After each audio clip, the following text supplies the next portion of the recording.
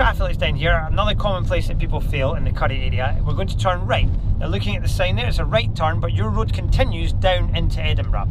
So you've got to give way to the oncoming traffic. So we're going to do mirror, mirror, signal.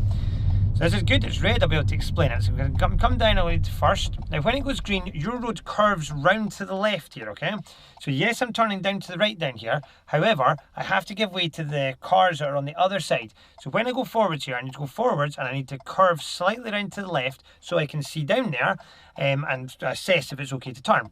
I need to make sure that I curve round enough that I'm not getting in the way of the traffic if it's coming past me. So I'll go forwards, but then imagine where the road goes, it curves round. So just curve round slightly. I can now see down there, so I'm going to stop here. Now, if these cars were going past me that way, they could get past, and people could get past on my left to head to Edinburgh. I'm happy that it's clear now, so off I go.